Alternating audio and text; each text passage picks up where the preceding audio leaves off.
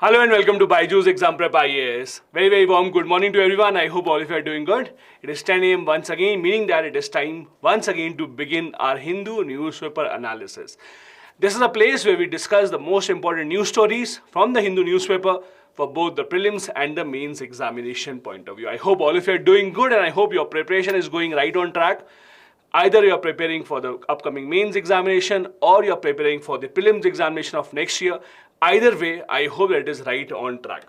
In order to help you, specifically if you are preparing for next year's prelims or prelims after that, we have an upcoming workshop for all of you, which will be extremely useful, especially if you are in that stage where you're still deciding how to go about your preparation, how to start.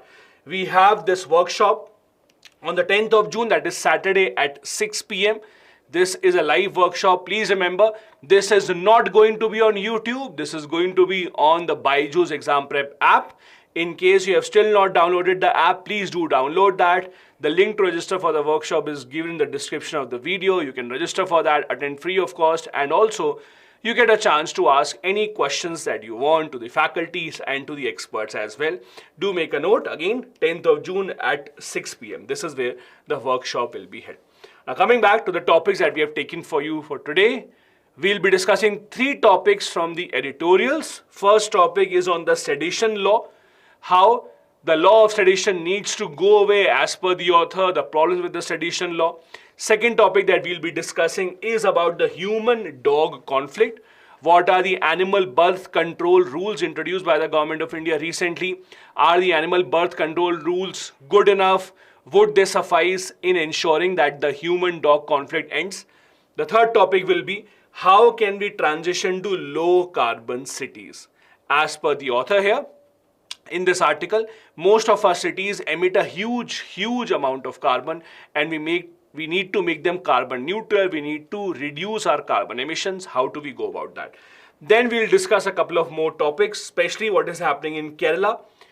Kerala has become the first state in India to ensure that right to internet becomes a right that is available to every single person. So Kerala government has a scheme called KFON, that is Kerala Fiber Optic Network, under which even the poorest of people in Kerala are given free of cost internet connectivity by the government of Kerala. So we'll be discussing about that. And in the end, there's also a news that US and India are reviewing their export control regulations. These are the things that we will be discussing in today's lecture. So let's begin. The first topic here is on the question of sedition law. Now I'm sure all of you are by now very well aware of sedition law. Even here in the CNAs, we have had multiple discussion on sedition laws. The law of sedition is under the IPC section 124A. Let's first discuss what exactly is sedition and what is it that the author is trying to say. The law of sedition very simply means that in case you need or in case you are actually spreading any disaffection against the government, in case you are going against the government, in case you are spreading hatred against the government, that will be called sedition. Sedition is an offense that was introduced by the British in India because the British wanted to fight against our freedom fighters. The freedom fighters who were often criticizing the government, the British government at that point of time. In order to curtail their activities, in order to curtail their freedom, we had the sedition law introduced by the British. Even now, the law of sedition continues in India. Now, as I said, the law of sedition is present in IPC section 124A. There have been multiple Supreme Court cases also in the past regarding sedition. One case you might have heard of. Have you heard of a case called Kedarnath case? Have you heard of this case called the Kedarnath case? This is with respect to sedition. The Kedarnath case was the first case about sedition that came up in the 1960s. In this case, the question on the law of sedition was asked in the Supreme Court. So Kedarnath was the name of the person who had actually filed the case. In the Kedarnath case, the Supreme Court had to decide whether the law of sedition should apply or should it not apply. In other words, is the law of sedition unconstitutional or should it remain in the constitution? In this case, the Kedarnath case, the Supreme Court said that sedition should be allowed. The Supreme Court said that the law of sedition should be allowed. Why? The Supreme Court mainly gave two arguments. Supreme Court said that number one, we think that there is always certain restrictions that have to be imposed on your freedom of expression. Article 19 in the fundamental rights do give you right to freedom of expression, but that is not an absolute right. We always would have certain restrictions on those rights, and as per the Supreme Court, sedition law justifies that. The second argument that the Supreme Court gave was that since the government is democratically elected, you cannot have a situation where people are spreading hatred against the government, where people are spreading disaffection against the government, and that is why the Supreme Court at that point of time had said that yes, sedition should be allowed to remain. Now, why is the topic in the news? There are two reasons why the topic is in the news. First, recently, the Law Commission of India, which prepares a lot of reports about different types of laws required in India, the Law Commission of India very recently in a report had said that they suggest that sedition law should continue, and not just continue. In fact, the sedition law should have a higher punishment than what it has right now. Let me repeat. Law Commission, a very recent report said that we suggest that the sedition law should continue in India, number one. And secondly, it's not just that the law should continue, the law should have even stricter punishment than what it has right now. For example, as per today, if you look at it, as per today, the sedition law in India says that there should be a minimum punishment of 3 years. That is today's situation. But the Law Commission recommended it should have at least 7 years of punishment and not 3. So Law Commission, contrary to what usually people are saying in the society that sedition law should go away, Law Commission in fact had recommended having even stricter laws with respect to sedition, having even worse and strict punishment. The author, although, does not really agree to this. You all would have realized what happened last year with respect to sedition. I don't know if you remember this or not. We had been discussing this earlier as well. Last year in 2022, there was an important case in the Supreme Court called the Wombatkare versus Union of India case. Now, what was this case? In this case, again, the Supreme Court had to decide whether sedition should remain as a law in India, should it go away. In this case, last year, Supreme Court had said that from today onwards, no FIR can be filed under the sedition law. The Supreme Court had said that we will be deciding in a few months about whether sedition should be allowed in India or not. Till that time, there should not be any FIR filed on sedition. This is the current situation in India today. Number one, we still have the law on sedition. The law has not gone away. But number two, the Supreme Court has stayed the execution of the law. The Supreme Court has said that till the time that we take a final call, till the time that we decide whether the sedition law should continue or not, no FIR should be filed. The Supreme Court said that government also should review this law, and we will also review this at our level. Now, if you look at the author here is writing from the point of view of sedition being an unconstitutional law. As I've said to you multiple times in the past, I'll say this once again. When you read editorial articles, opinion pages, op-eds as you call them, those are just opinion of the author. It's not that you have to agree to all of those or you have to disagree to all of those. These are just the opinion written by the author. This is what the author feels. You might agree to this, you might not agree to this. That depends entirely upon you. So for example, the author here says that if you look at the sedition law which came up at the time of the British, it was because the British did not want anyone to speak against their government. Because the British were afraid if people start speaking against the government, at the end of the day, the people across the country will have a feeling that we can uproot the British rule and it would be detrimental to our interest. But right now where we are, right now in India, we do not have a British rule. We have our own democratically elected government. So as per the author, the people should have the right to criticize the government. Yes, no one should have the right to spread hatred. No one should have the right to spread rumors. But every single one at least should have the right to dissent and to criticize the government. If there was a law introduced by the British to curtail the right of our freedom fighters like Tilak, we cannot have a similar kind of a law right now. As I said, in the Kedarnath case, the Supreme Court had upheld the constitutionality of the law on sedition, giving two reasons. As I said, the first reason was that Article 19 imposes certain restrictions on the interest of the state. And second, as I said, government is democratically chosen. We cannot have a situation where people spread hatred against the government. The problem here is disaffection against the government does not really have a very clear definition. For example, these days, even if you criticize the governments do say that you are committing sedition and we will arrest you. This becomes a big problem. That is, how do you define the word disaffection? Anyone who causes disaffection towards a government is liable for punishment. But what exactly would be disaffection? There is no clarity. Also, as you can see here, as per the Law Commission who wants to have this law even stricter, the Law Commission wants the policemen to decide whether the person is inciting some disaffection against the government or not.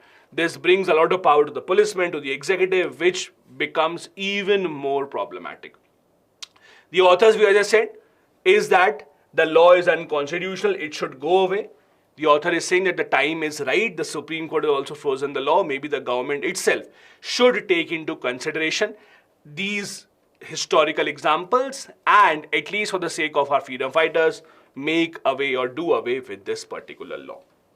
Now, this is a bit of background data about how the law of sedition stands right now. As I said, the Supreme Court has frozen it. So far, the Supreme Court has said that no FIR should be filed till the time that we decide. But the reality is, in India, a lot of times, especially at the ground level, you would see that whatever the Supreme Court says, it might not really be followed by a lot of people. For example, even after the Supreme Court said that no FIR should be registered in this case, even after that, we have a situation in certain cases where FIR is still being registered. One other problem with this law is a very, very low conviction rate. See, if you have to judge any law, whether it is a good law or a bad law, you usually decide on the basis of conviction rate. Conviction rate means, let's assume 100 people are charged with this, that there are 100 people on whom you have made charges that they have committed sedition. Out of those 100, on how many people have you proven the case? Were you able to prove this or not? In how many cases were you able to prove it? The conviction case, if you see in the sedition cases, has been extremely low, 3.3 only. Meaning that out of 100 people on whom the charges of sedition are imposed, only 3.3 people are convicted. Meaning that this law has now become a way for the government, for the police to actually make sure that people remain in their limits, to scare off the people, not to protest against the government, not to criticize the government. This conviction rate is so low, which proves the fact that maybe this law on sedition is more about scaring people off rather than actually doing something good for the society. This is how the sedition law has grown over the years. Started in 1870 by the British. Then the word sedition disappeared from our constitution. Remember, the word sedition is not in our constitution. It is written in the IPC. The Indian Penal Code contains a definition of sedition, but the Constitution of India does not contain the word sedition anywhere. It is a part of the restrictions that have been imposed on the freedom of speech. The Kedarnath case of 1962, where the Supreme Court had upheld this particular law. Also, if you look around the world, there are many countries who have similar kind of laws. US, for example, used to have many sedition laws. Many of them have been repealed now. UK also, Nigeria, Australia, many of these have laws about sedition earlier. But if you see right now, most of these countries have taken away these sedition laws. New Zealand abolished in 2007. In Australia, the scope has narrowed significantly since 1985. Many of these countries have abolished. UK itself has abolished the law in 2009. So there are a lot of countries that have abolished this law. In India, however, the cases continue. This is the state-wise distribution of how the sedition laws have been imposed across the different states. This was our first article for the day about sedition. Before I move on to the second one, let me quickly take up if there are any comments.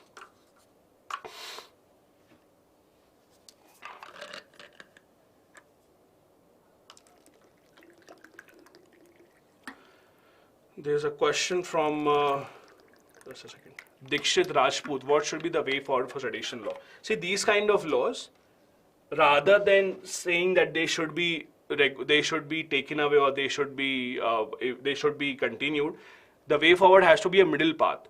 You have to find situation where the law is implemented properly. You have to find the loopholes in the implementation of the law. You cannot give a lot of powers to the policemen to discriminate amongst the people, to randomly decide what is sedition, what is not. In case you are able to implement and regulate the law properly, then the law would not really have problems. Then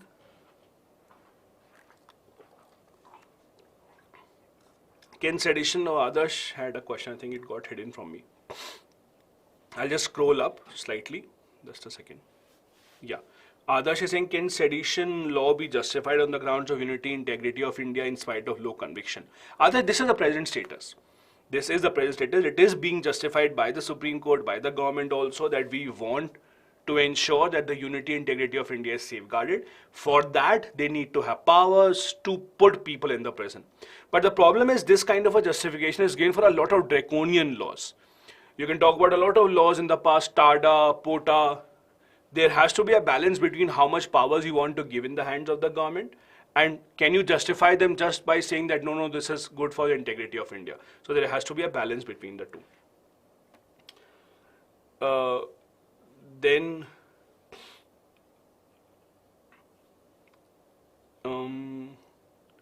Ashu, yes, maximum punishment would be a life imprisonment. Then I have a question. India is an independent country. Why we take sedition law from the British to make? No, Rashida, that's not how you should look at it. When India's constitution was formed, a lot of laws from the British era continued. So it's not that sedition is the only law that continued. In fact, the laws that British had made for us, a lot of them continued even after our independence. So it's not only the sedition law.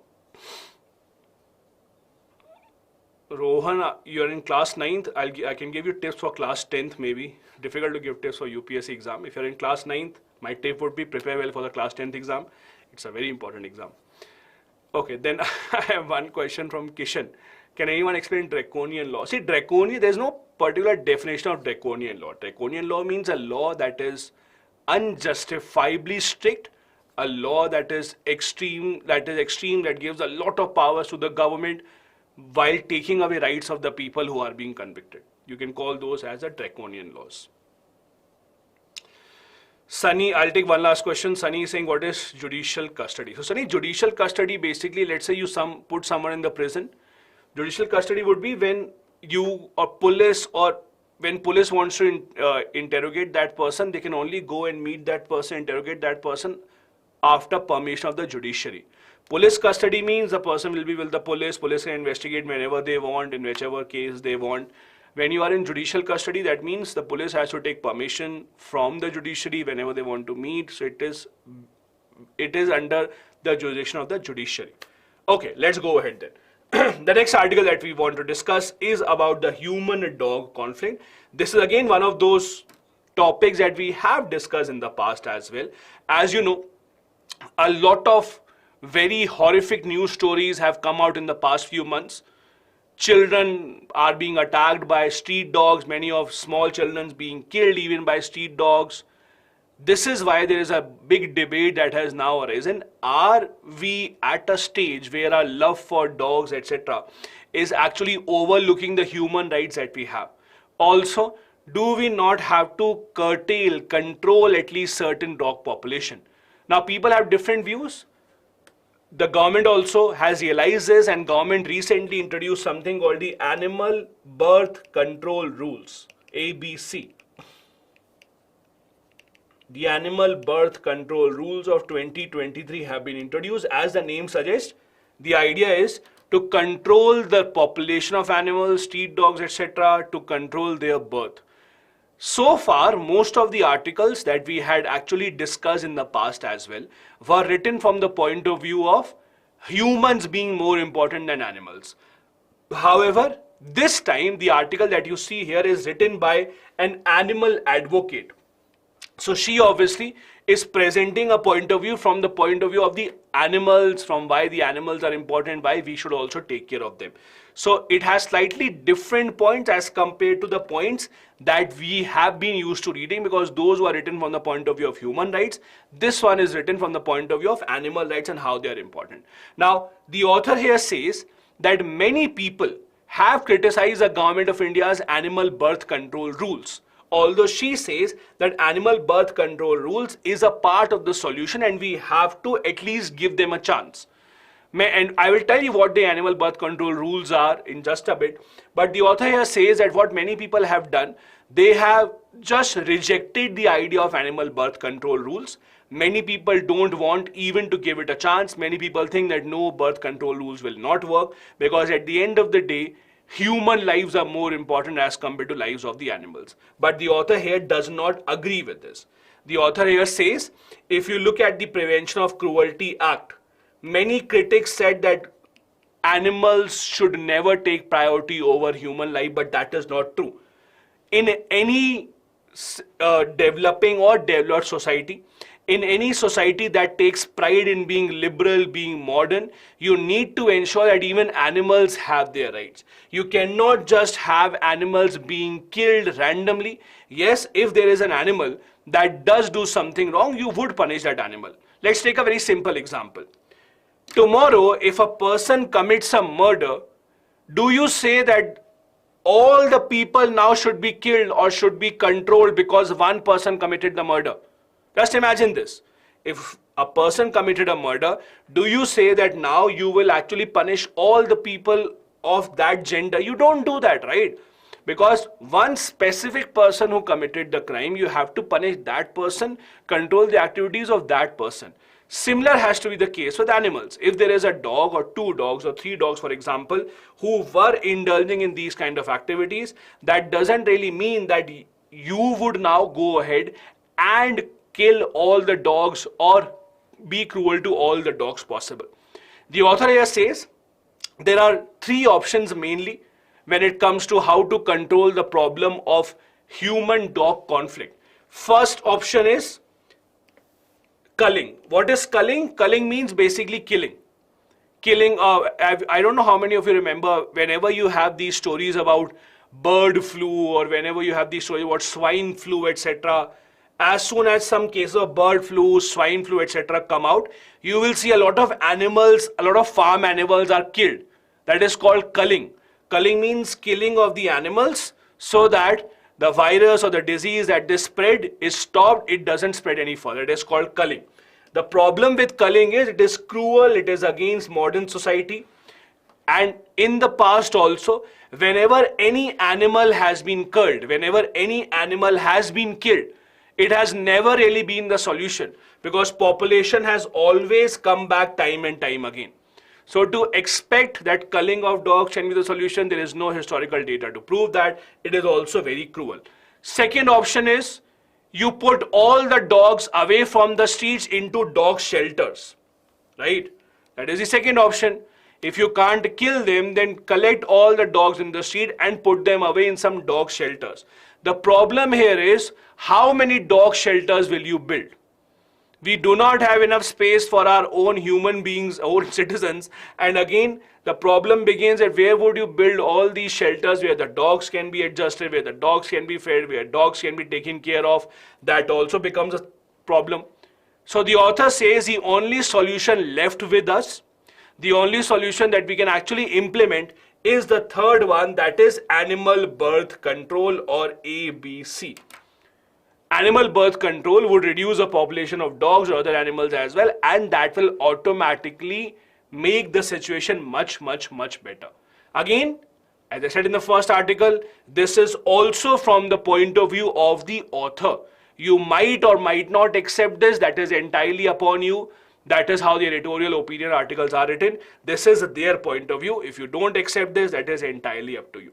Now, these animal birth control programs, which have been introduced by the government, they will be implemented by the animal birth control monitoring committees at the state level, district level, and at the municipality levels as well. It is not going to be that easy. Capturing all these dogs, making sure that you actually ensure that all these procedures are conducted in a careful and in a very hygienic manner is not the easiest thing to do. It will require a lot of expertise. It will require a lot of investment from the side of the government as well. Many NGOs and animal lovers also will have to be a part of this program, and only then we can have a situation where animal birth control is successful. The author is saying there is one more thing that usually people ignore, that is irresponsible pet ownership.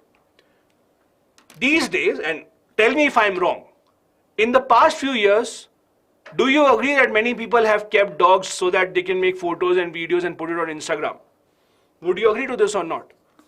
Many people, and that is why there are certain breeds of dogs that have become very famous. There are certain breeds of dogs that have become very, very famous. For example, Siberian Husky. Now, Siberian Husky, if you look at them, they are not really made for India. If you look at Siberian Huskies, the thick coat that they have, they are not really ideal for a country like India where the temperature usually is pretty high. They are made for countries where it is snowing, it's almost every single time it's freezing cold, but people usually keep them. Look at golden retrievers, how many golden retrievers now people have. I don't know if you know this or not, but for example, when we used to be kids, the dogs that we used to have were Pomeranians. Doberman used to be the dogs that we used to have. But then those dogs are now decreasing in population because now you want dogs which can actually have that cute factor for social media.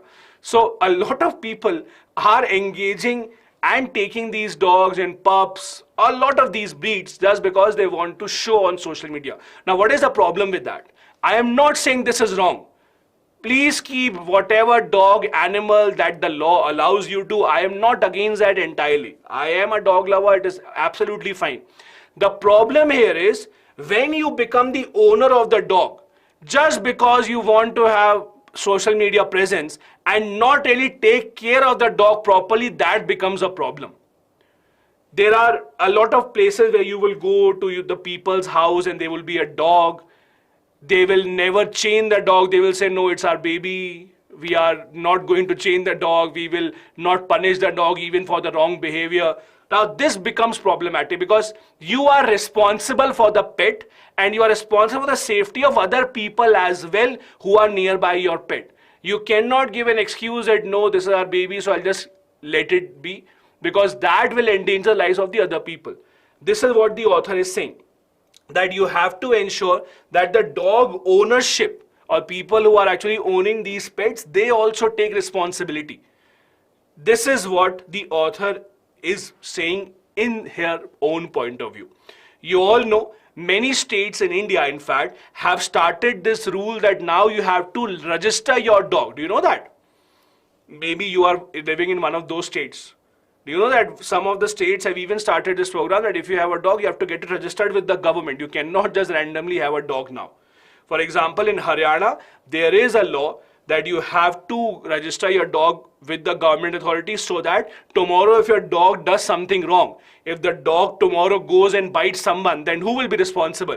You cannot punish the dog, so who will be punished? The parents of the dog will be punished because the dog is your baby, so obviously you will have to take the responsibility. So these are the kind of laws that have started to come up. Now, as I said in the beginning, animal birth control rules of 2023 have come up very recently.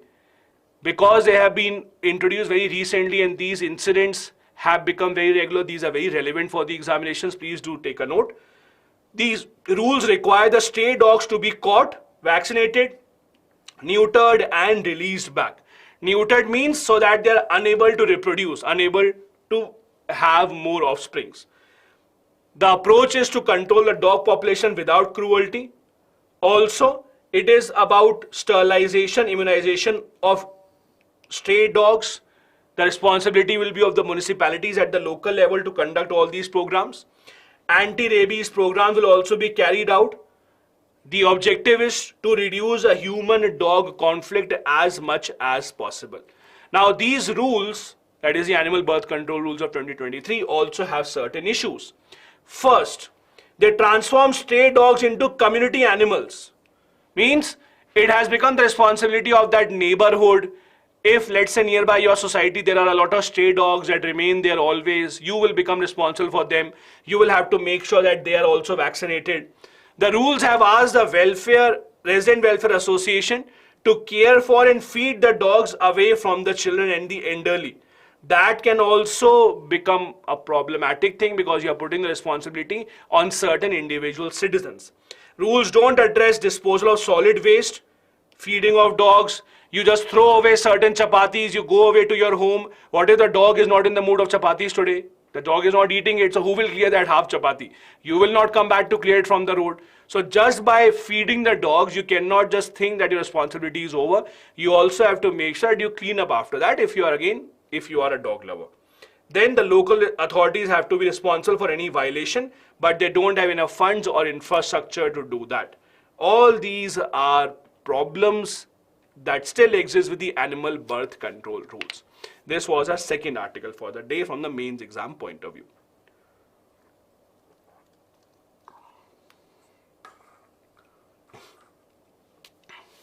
Okay, let me take a few questions. Shagufta is saying, if this question comes, street dogs are dangerous for humans, what to answer because animal rights are important. Shagufta, I would suggest you to see a bit of previous year papers. These kind of questions are not asked by UPSC. While street dogs are dangerous or not, the questions are much more nuanced. The questions are much more specific, so you don't have to worry about that. Then Dikshit is saying, it's a dramatic irony. People are themselves not controlling their population but want the dogs to control their population. That's how humans are, right? Human species is that species that wants to control everything except themselves. And it's not the only irony. I'll give you one more example. You tell people, see, it's very easy to preach. You tell people, don't pollute the environment, don't break the traffic signals, always stay in the queue, but do you do that or not? So again, preaching is always much more important. Then I have a question. They're saying, why population rising in spite of adverse environment? See, population rising and adverse environment do not really go hand to hand. Dogs, in order to rise or in order to increase their population, do not need a very, I would say, ideal environment. They can increase their population anyway. Then Shanava is saying, we are unable to provide health access to humans. How can we successfully do this to dogs? See, understand something.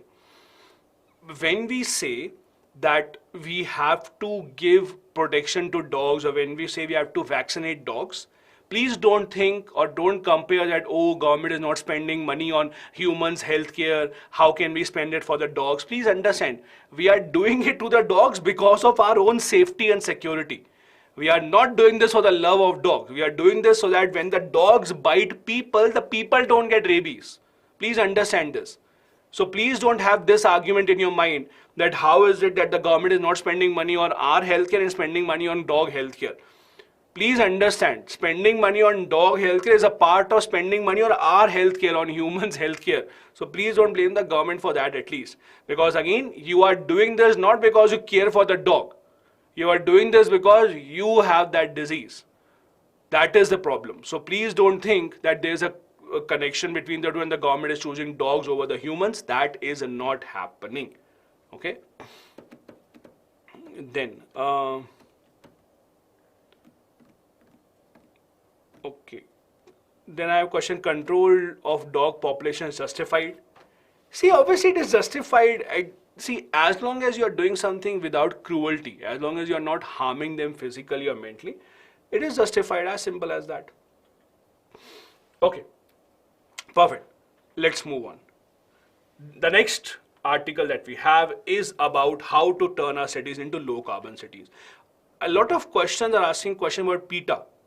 I'm not sure how PETA actually came here. So PETA is an international organization, kind of an NGO that works for the interest of animal rights. So basically, if you have heard of Greenpeace, for example, so Greenpeace is an NGO that works for the conservation of environment all around the world, organize events, etc. to make people aware. PETA is an organization that works against animal cruelty.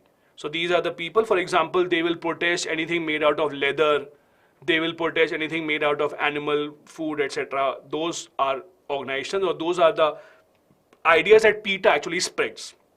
They have brand ambassadors all across the world, including in India also. That is what PETA is. Okay, let's go ahead then. The third article that we have here is about how to transition to low carbon cities. As per the article here, by 2050, 7 billion people in the world will be living in cities. Means we are moving towards the cities as compared to the urban areas. In 2020 itself, cities dumped 29 trillion tons of carbon dioxide into the atmosphere. See, our emissions are increasing day by day, increasing population, increasing use of machines, etc. means that the emissions that we cause in the environment are increasing day by day. If we have to transition towards a low carbon or net zero city, we have to make sure that we adopt mitigation and adaptation. Both of these have to be adopted together.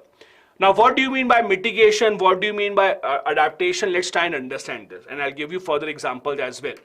In simple terms, mitigation means to try and reduce the climate change problems, or try and reduce those things which lead to climate change. That is called mitigation. For example, try to cut down carbon emissions, that will be mitigation. Trying to not burn a lot of coal, that will be mitigation. Adaptation means we have accepted that now climate change has already happened. So now let us build those houses which will allow us to live without pollution, to adapt to the change situation now. Mitigation means cutting down on the reasons for climate change, while adaptation means adapting to climate change, building homes, building roads now, which are much more adaptable to climate change. As per the author, both of these techniques have to be taken into consideration. This is called the sector coupling approach. Sector coupling approach means all the sectors of the industry have to come together. Transport, energy, construction, all of that have to make sure that we become carbon neutral. Now, it is not going to be as easy as it sounds. Energy system transitioning to renewable energy, transitioning to net zero cities could reduce carbon dioxide by about 74%. The problem with this, and we have discussed this earlier as well, it's easy to say this. You can make electric vehicles, you can be happy driving electric vehicle, but you have to know if the steel that is used to make the electric vehicle is used by burning coal only, then your electric vehicle is not cleaning the environment. If your electric vehicle is being made because the environment was already harmed, then doesn't matter if you're not burning petrol or diesel, you are still harming the environment. Similarly, you can be happy making solar panels, but if solar panels are made by polluting the environment, then there is no point of making those clean solar panels. This is why, as per the author, both the demand and the supply side has to change. Demand side means what you are demanding, like now, rather than buying, let's say, petrol diesel car, you should buy EVs. Rather than buying something that will pollute the environment, you should buy something clean. So demand side should change. Similarly, supply side should also change. The suppliers, the makers in the market, they should also now start using technology which is much more cleaner. For example, we are at BS6 stage, Bharat stage 6. This is where we want to go to reduce the emissions from petrol, diesel. This is what the government is doing from the side of the supply. From the side of the demand also, we should make sure that whatever we demand, whatever we buy in the market has to be keeping in mind whatever carbon emissions it is doing to our environment. There is one more point here. The author here says that different cities, different countries around the world require different solutions. You cannot have one city having the same kind of approach as the other cities. For example, some cities are very nearby the water bodies, some cities are near the coastline. For them, the issue of rising water levels is much more dangerous as compared to others. As compared to those cities, some cities are in the mountains, for them the problems are different. Depending upon how the city is formed, the use of the land in the city, the development level of the city, you have to introduce new policies for every city. For example, there are some cities in the world which are called as walkable cities. I don't know how many of you know this or not. For example, if you have been to Singapore, or if you ever go to Singapore, Singapore is said very famous for being a walkable city. Walkable city means you can walk to any place in Singapore. You don't really need to have your own car. Very few people in Singapore would have their own transportation. Most of them can walk. But then it doesn't really mean that the same pattern would apply to Delhi, Mumbai or Bangalore. In Delhi, Mumbai or Bangalore, you keep on walking, you will never reach your destination. There's a lot of danger on the road. You don't really have pavements specially built for pedestrians in India in most of the cities. So it's not that easy in India to actually build cities that are walkable. So walkable cities at the end of the day is an idea that looks very good on paper. It is implemented in a lot of cities in the Western world, but it is not something that can suit us because you need proper infrastructure for that. If you're walking on the streets, you also know when you are walking, no car, bike or any other transportation system gives the pedestrians a lot of importance. They don't stop for them at the red light. They just keep on moving. You have to make your own way. So it is extremely, extremely dangerous. So you cannot have one single solution for every single country or city in the world. Other problem, transition has to be just. Now what do you mean by just? There are certain countries in the world, for example, that earn their money just by selling oil and gas. You know of a lot of these countries. In the Middle East, in Africa also, a lot of these countries, for example, Nigeria, Angola, Venezuela, a lot of their money, their GDP comes in because they are just selling oil and gas. And the problem is, why would they want the world to shift towards renewable energy? Just imagine that. Why would they want the entire world to ditch oil and gas? Because they are selling oil and gas at the end of the day. This is where you have to find solutions which are just for every country. You cannot say that for every country cutting down on oil is good. For these countries, cutting down of oil and gas is not good. It is detrimental for them. So you have to take their problem also into account. The entire world, the entire environment is one. You cannot say that I will improve the environment of my country, but I will leave the environment of the other countries, because it is all the same. If you are controlling environment in your country, it will tomorrow impact your neighboring countries as well. This is why the solution is not that easy. As I said in the beginning of the article, there are two very important keywords that you keep on hearing about: mitigation and adaptation. Adaptation means climate change has happened now. Now, how can we live with that? How can we build houses? How can we actually try and make sure that we actually curtail our pollution, that we actually live along with pollution? Let me give a very simple example.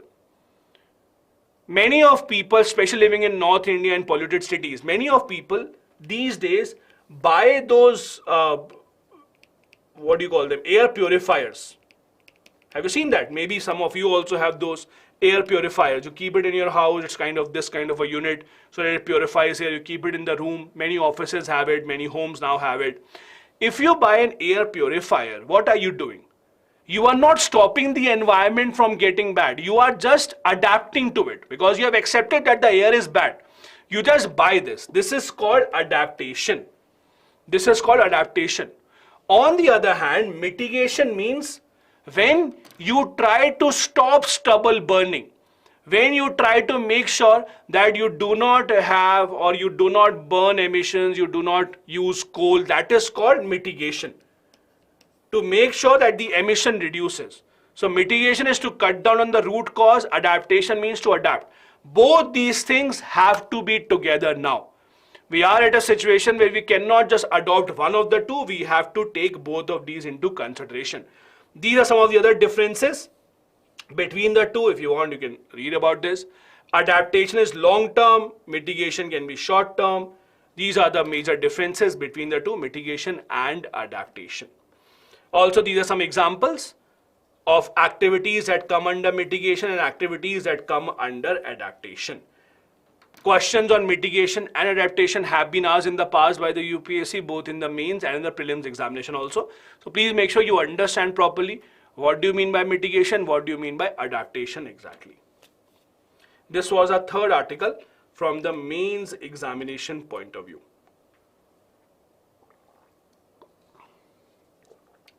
Ashu is saying, despite of several initiatives taken by government as action plan, why are we not able to improve energy transition? Ashu, see, taking initiatives is one thing, but the problem is having changes on the ground is very different. Secondly, as I said in the very beginning, even if you cut down on all your emissions today, you will not see the impact tomorrow. If you cut down on the emissions today, you might see the environmental impact after 40, 50 years, because that is the time it takes for the environment to actually clean up. So it's not to say that government initiatives are failing, but yes, in a country of India's size and scale, the initiative has to be of much, much larger size and scale, number one. Secondly, as I said, the impact will be seen at a much later time and not right now. So these are some of the things. Yes, a lot of things are happening, but again, the investment needed is much, much more than what we are doing. Dictionary saying is, are anthropogenic factors crucial regarding this? Yes, absolutely. Anthropogenic means man-made, human-made. It is all human-made. It is, at the end of the day, we are polluting the environment, we are burning, we are using fossil fuel. So yes, it is all human-made. Ranjita is saying, bullock cart is the only pure environmental friendly vehicle. Dr. Ranjita, I'll tell you one other thing that is environmental friendly. Walking.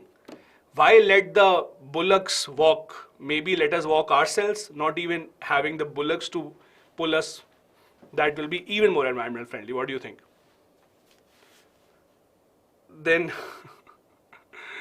Shagufta is saying we should try stop manufacturing such things as air purifier. The companies would not really agree with you.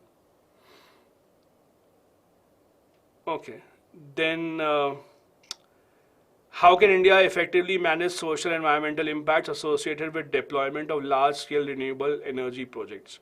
See, this is a question by Raza. Raza, it's not as easy.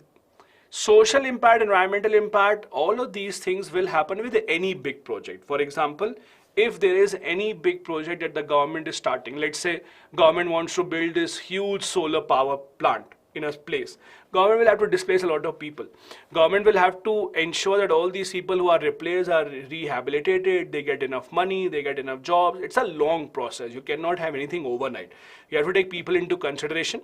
You have to convince them that whatever you are doing is for the benefit of their future and for anyone's future, and only then you can have the situation. Okay, let's move ahead then. A couple of articles from the prelims exam point of view. First, from Kerala. If you are from Kerala, this should be good news for you or happy news for you and for everyone else also. What Kerala has done is, Kerala a few years back launched a program called Kerala Fiber Optic Network. If you remember, this is very similar to the BharatNet project. Remember the BharatNet project? For the BharatNet project, we had this idea that the entire country, all the villages will be connected with high-speed broadband cable. That is still under construction, that is still happening. It has been delayed due to COVID-19, but what Kerala has done is, Kerala has made sure that they connect the entire state and give free of cost broadband internet connection to the poorest in the state. It was announced about 2.5 years back, November 2019. It was announced that internet connection would be a basic right in the state and we will give it to everyone. Interestingly, at the international level also, this is how it works. For example, the UN had declared about 3 years back that internet access has to be taken as a basic right. This is what the government of Kerala has also done. So it is not free of cost to everyone. Please remember, don't think I'll go to Kerala tomorrow just to use free internet, because people can go, in India especially, people can go anywhere for anything free. But in Kerala, it's not going to be free internet for everyone. The idea is that in Kerala, there will be free internet connection given to 20 lakh below poverty line families. Now, this is where something you have to understand. Please remember this. Please remember this. This is important. In a lot of government schemes, when you try and remember who are the people or how many people are getting impacted, we usually just remember 20 lakh. What we don't remember is families. Please remember, there is a difference between families and individuals. It is 20 lakh families, means lump sum 80 lakh people if you assume 4 people in one family. So lump sum 80 lakh people. Please remember, whenever you are reading about any scheme that has specific number of people as a target audience, please remember, are they talking about families or are they talking about individuals? Because these are very different things. Because that will become a big problem in your examination. In the mains exam, if you write individuals rather than families, the answer would be wrong. So please remember this, 20 lakh BPL families and not individuals. So lump sum 80 lakh or more or less, these are the individuals that will be impacted. Government also is giving close to 30,000 connections to government institutions, offices in the rural area especially, to make sure that they are also able to connect to the internet. Now, is it unlimited? No, it's not going to be unlimited. The idea is 1.5 GB data per day at 15 Mbps speed would be given. That is the aim. Again, this is what they are claiming. It would obviously be lower than this, the speed, but this is the claim. 1.5 GB will be given at 140 Mbps speed. The idea is to connect all the 140 assemblies in the entire state. The entire fiber optic network is about 35,000 kilometers long. It is built on the same infrastructure of Kerala State Electricity Board. So Kerala State Electricity Board already has that infrastructure across the entire state. They have put in their lines, power lines. On the same power line, the same infrastructure is being used to get broadband connectivity as well. What will the government do? How will the government be able to spend that money, or how will the government sustain? The entire cost of the project, Kerala government says, is about 15,048 crore. It is, as I said, free for few people, not everyone. The government has invited contracts from private internet service providers. Government will pay money to them from their own pocket. So government will pay the bill for the offices and all these BPL families as well. In the long run, the government is hoping to monetize this. In the long run, the government is thinking that we will be monetizing. Monetizing means charging money from other people who are using the same network. So it will remain free for people who are in the BPL families below poverty line. On the other hand, others who can afford, those who are also using it, they will have to pay in the long run. Government is hoping to ensure that they will be able to spread digital literacy through this. They will be able to get connected to the people. They can spend government schemes in a much better manner, much more targeted manner. For example, if the government has to make people aware of any health warnings, etc., if government has to give some information to the people, it will be much easier as compared to the situation that exists right now. As I said in the beginning, it's very similar to the BharatNet project. The BharatNet project that we have is to get broadband connectivity across the entire country in the entire rural area. This is a project that has been delayed multiple times. It was supposed to be completed by 2025. That was a timeline. But it has been extended now because again, we have a situation where due to the COVID-19 pandemic, most of the infrastructure things were delayed. This is still a work in progress being implemented by Bharat Broadband Network Limited. It will give broadband connectivity between 2 and 20 Mbps in the rural areas. It will be funded by Universal Service Obligation Fund set up by Telecom Services in the remote and rural areas. So this is BharatNet project for the entire country, still a work in progress. On the other hand, the one in Kerala has already been built and it is now almost operational starting now. Next and the last article that we have here is between India and US. There is a meeting that was recently held to review the export control regulations. So there is something called IUSSTD. It stands for India-US Strategic Trade Dialogue, where both the sides talked about export control regulation. Means, for example, if we want to get something from US, if US has to export something to India, would they export everything? Would they put certain restrictions on them?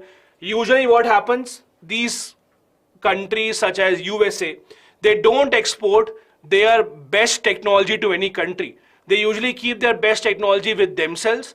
They don't want the other countries to get their hands on the latest technology version.